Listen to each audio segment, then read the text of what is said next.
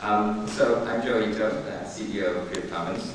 It's a tradition of Creative Commons that the CEO is a very good speaker and uses very fancy fonts.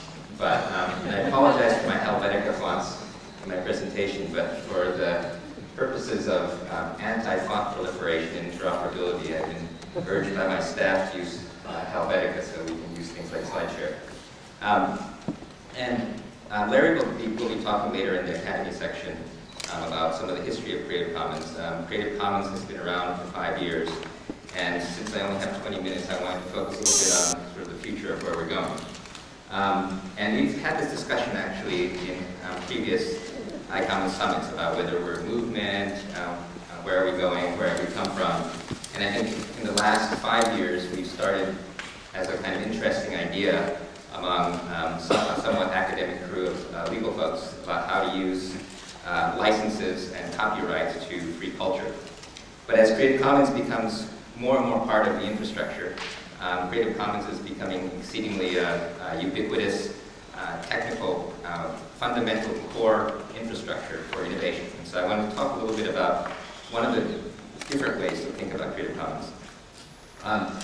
This is a somewhat not very technically accurate technical stack. I'm a geek, Larry's a lawyer, so the way we look at the world is slightly different. So I'll try to explain this from a geek's perspective.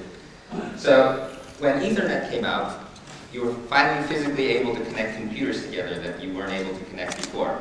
So before, when you bought a computer from Digital and you bought a computer from IBM, you couldn't even physically connect them together to talk to each other. But with Ethernet, suddenly computers were able to be connected together across makers. The more important, somewhat parallel innovation was TCP/IP, which for technical people they'll understand it's the open standard that was created initially by some government funding, but mostly by a small group of academics to connect computers together. They're mainly supercomputers, mainly scientists trying to connect their big mainframes together so they could share data. But because of TCP/IP, because it was open, it was free. And if you remember back then, I know most of you were probably networking a little bit back then, computers all had their own networking software. They were all proprietary, and you had to pay consultants lots of money to get two different computers to talk to each other, create a network. But because of TCP/IP, we were able to, for free, because of the open standard, connect all these computers together. The Internet Engineering Task Force was kind of an ad hoc group of people that created these and managed these standards, and their motto was rough consensus running code, which was very different from the typical telephone company method, which was sort of big annual meetings with governments and suits and sort of trying to figure out everything that could possibly go wrong before they even did anything. But TCP/IP was a very important thing because it created the internet. It allowed the network to become one. The next huge innovation was when Tim Berners-Lee made the World Wide Web flow together with his community. And it was a bunch of physicists and other academics trying to share papers and trying to create hyperlinks and saying that the content should all be accessible and linked together. And again, Tim Berners-Lee could have patented HTTP and HTML and tried to create a company that sold these as a service as a consulting agency or a consulting company, but instead they made it open. They created the W3C, which is the World Wide Web consortium that managed these standards. And because the World Wide Web was available for free as an open standard, suddenly we had the eBays and the Googles and everybody else that was able to use this open standard to create a huge amount of innovation at the content layer. If you think about it, each of these layers is a free, interoperable, open standard, somebody making it available for free. And then in between you have this sort of huge rainforest of innovation as people build these things on top of these standards. And basically it's all about connecting. And so what's happening now is we realize that, okay, all the content's connected, but when you connect all this content together, it's actually not legal. A lot of content that's available on the net, you can't remix. A lot of stuff that's available on the internet for download is illegal to download. And some of the stuff actually wants to be shared and wants to be remixed, just like back then. You wanted to connect this website with this website, but you had to pay a consulting company millions of dollars and take a whole year to put two websites together. This is before we had the web. But because of the web, suddenly it became a trivial thing that amateurs could do. Similarly, right now you have big companies. Let's say you have a broadcaster that wants to share content with another broadcaster. Well, their lawyer calls the other lawyer, and you spend hundreds and thousands of dollars creating a contract that says, you can use my content under these rules and blah, blah, blah, blah, blah. So just like in the old days, we had big computer companies and consulting companies putting these networks together by hand. You currently allow remix and sharing, but it's done by lawyers and big companies and big studios, and it really isn't something that is open to innovation and open to sort of amateurs participating. And it's really amateur participation. If you think about the first browsers, you think about the first router companies, you think about the first ISPs, they were all started by small groups of people, and because these open standards allow people to participate without asking permission, and allowed to sort of connect to the network without having a contract with every single person, each of those layers lowered the cost of transaction tremendously, to the point where amateurs could participate and innovate. And if you talk to the Google guys, there were a bunch of students who had this great idea, got a server, and hooked it up to the internet, right? And if you think about before the internet, well, the telephone companies used to run the telephone books, right? So obviously, if we didn't have the open internet, the telephone companies would create search. And telephone companies, R&D labs would have years and years of innovation, spending hundreds of millions of dollars trying to figure out search.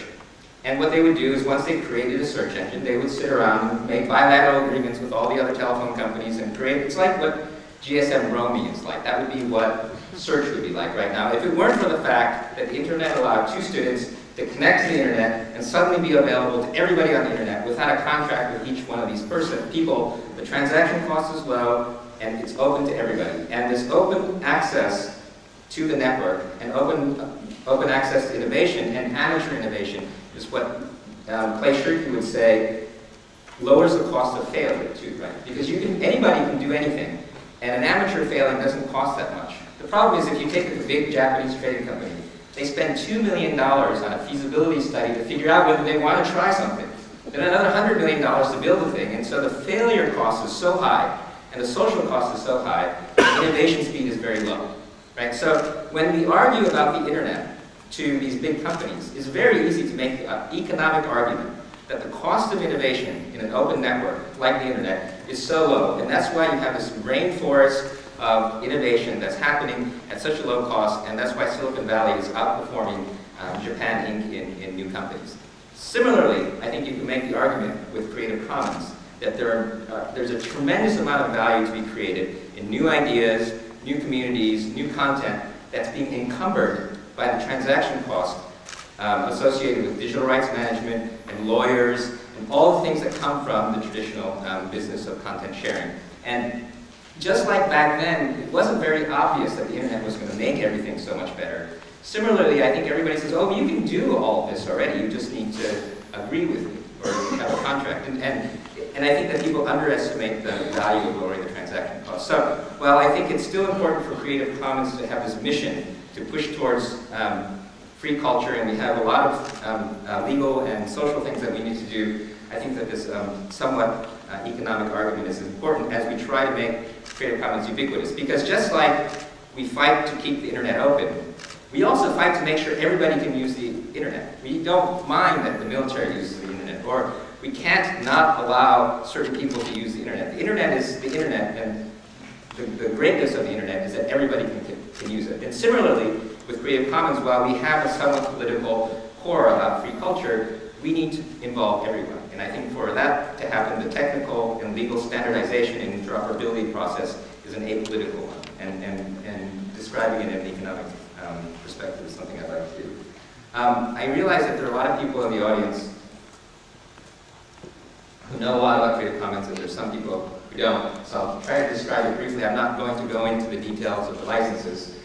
But on the one hand, you have these big companies that used to, or currently, manufacture content, because the cost of creating content is so high, and the cost of distributing content is so high.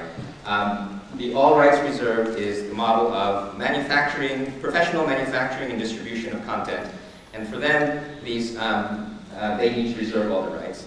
On the other hand, you have public domain, and you also have the hackers who say information wants to be free, we're just going to hack this stuff and give it away, we don't care if it's illegal. And that's the sort of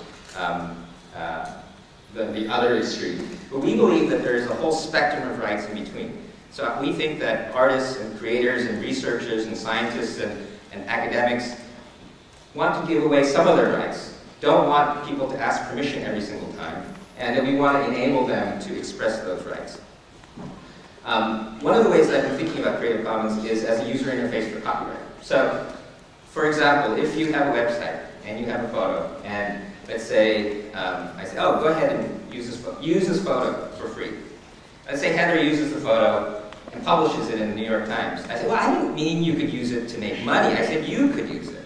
Or let's say Heather edits it and puts a mustache on my face, right? I said, I didn't mean you could edit it. I meant you could use it like it is.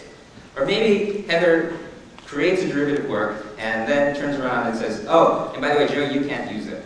I'm going to use it in this special license. I said, no, you can't use it in a way that I can't then reuse it. So these are questions that sort of a naive person saying, I want to share my work, hasn't necessarily decided sometimes when they publish on the internet. And so what Creative Commons is trying to do is say, okay, under copyright, you have the ability to manage how people use your work. There are certain decisions you want to make.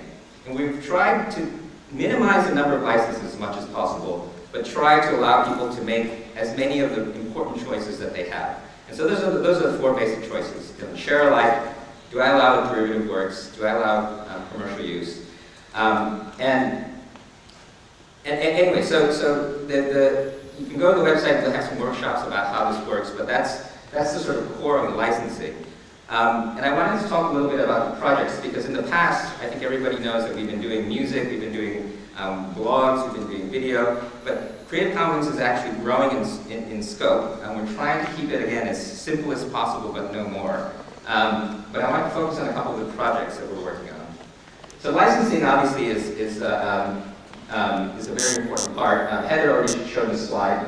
Actually, there's a little mistake here, because this little white thing here is Ecuador, and they've already been converted. We haven't been updated the photo, but this is kind of the world that's already ported to Creative Commons. So we have 47 jurisdictions where the legal code and the deed have all been translated and ported properly to the local jurisdictions. We have 8 jurisdictions in progress. So at the core of Creative Commons, a lot of the work that we do is use it. And so yesterday we had all these legal heads together having a long deliberation on next we're doing licenses and what we do about the licenses and then porting them to these different countries. And this is very important because just like the internet, it has to be a global, interoperable, easy to understand process that everybody can participate in. And also, this is we have a project in trying to create more data about Creative Commons. We think that roughly we have about 130 million works currently licensed under Creative Commons. And I want to give a few examples of some of the big things that happened in the last year. I don't know if everybody knows, but there's a very popular band called 9 Inch Nails. And there's a very interesting leader named Trent Reznor. And recently they released a CD called Ghosts. And they released it under a Creative Commons license. So you can freely download the music. Right? This is their website, and this is kind of interesting. They had a $5 download version. They had all these different pricings. And then they had a $300 signed box set, limited edition, 2,500 copies only. Right? And they did this directly from their website, so they didn't go through too much distribution costs. But they gave the music away for free, and so this goes against typical music industry thinking. And they made $1,600,000 in 1 week. They sold out their box set. And this is a great example because the record labels really aren't interested in doing this. This kind of cuts out the middleman, right? Because in the old days, when you bought us, the only way you interacted with a band was you would go to a record store, you buy this little CD, the most you can pay for it is this certain amount, and you kind of are paying the distribution. You know that not very much of that money is actually going to the artist. So your ability to connect with the musician was through a very thin pipe that had a very high distribution cost.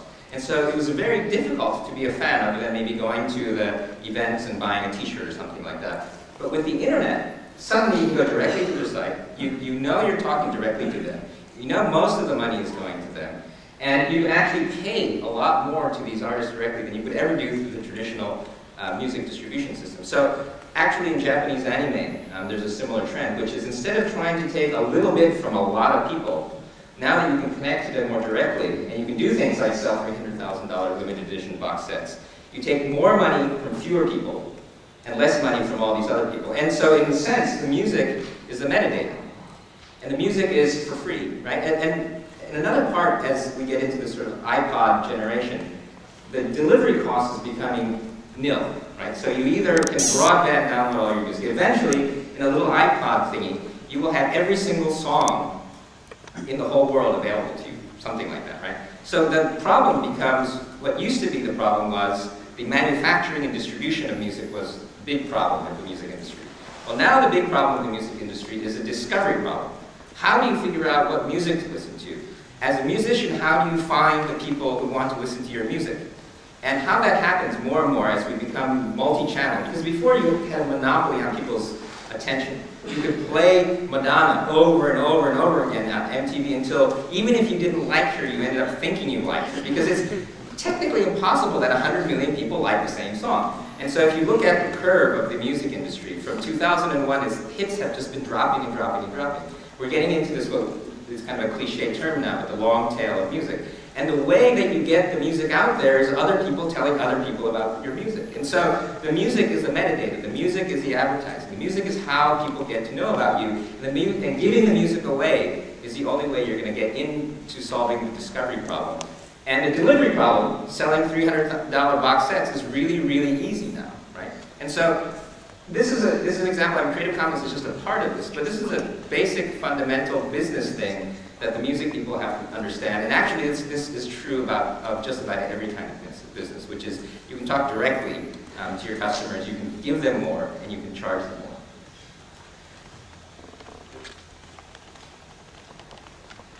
So we've been working a lot with collections agencies, rights collections agencies, music publishers. These are the people who collect money from broadcasters and other people every time a song is played. And in different countries, this makes up a pretty large percentage of the income for an artist. And typically these rights collections agencies have had a hard time with Creative Commons because they have a single license that they use for all artists, and it's kind of a set model. And having different artists using different licenses is difficult, it's confusing, and we've typically had a tough time convincing them to allow their artists to use Creative Commons licenses. Recently, we've made a lot of progress. In the Netherlands now, the rights collection agency is doing a trial with Creative Commons. And most recently, the Danish rights collection agency, Coda, has started to allow Creative Commons licenses to be used. Now, for normal people, this may not sound like a big advance, but the rights collections agencies have been one of the most difficult communities and the most important communities for us to interact with, and so this is a really big step for us. And again, I think one of the things that's very important is that we're trying to reach everybody, and we're finding that as we put the artist in the center of the picture and say what's best for the artist, that allowing choice to the artists, at least for the rights collections agencies who really do represent artist rights, seems to be moving forward. So this is a very important project. Hopefully rights collections agencies in other countries will follow suit and will start allowing Creative Commons licenses. Many countries, rights collections agencies just prohibit Creative Commons licenses from being used. Another thing that we're working a lot on is the search. I think everybody knows that in the past we've had Google and Yahoo allowing Creative Commons search. Microsoft has created a plugin that allows you to mark up Microsoft Office documents with Creative Commons licenses. Recently, we've been working very closely with the W3C to make the license tagging basically a fundamental part of XHTML, which is very important. And then the two last projects, which some of you may know a little bit about, but are really, really important, is we find that a lot of the stuff that we've been figuring out about with artists actually are important, if not more important, for things like science.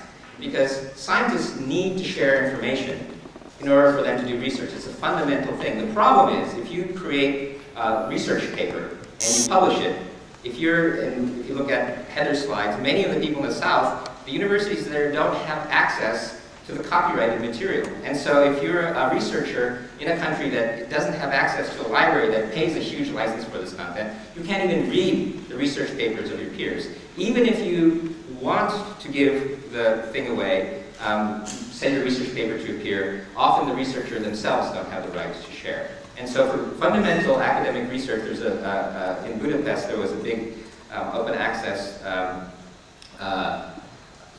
sort of initiative that was started. But making research material available under an open license is a very important thing.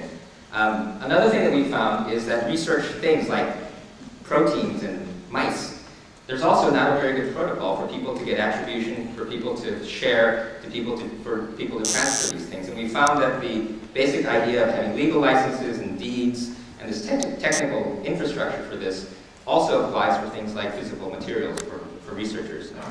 Another thing that we found is there's tons and tons of databases that don't connect.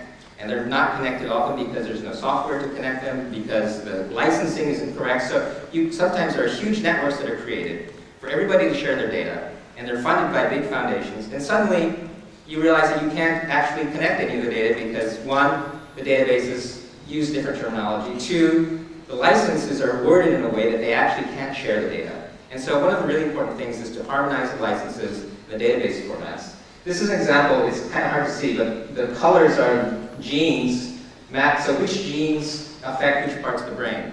And I think there was like $100 million spent on developing this huge database of photos or images of the brain. Well, it's really, really hard to browse. So a bunch of open source guys got together and dumped it into Google Maps so that you can scroll around the brain and zoom in and zoom out. And it was a very simple thing. But making open source tools available for things like visualization, bringing databases together is another thing that Science Commons is doing. And lastly, CC Learn is a new project. Arash is here. He's the executive director right over there of CC Learn. He can explain more. But we find also that there's been a great deal of forward motion in open educational resources and open courseware. So this is materials that you use for education. These are curriculums. These are all kinds of things. So for instance, MIT makes their open courseware available. Somebody teaches it in Vietnam, right? So this is a great initiative. But what we find is a lot of the university lawyers all write their own contracts. So they're not interoperable. So you take material from one university and another university, and you actually can't put them together.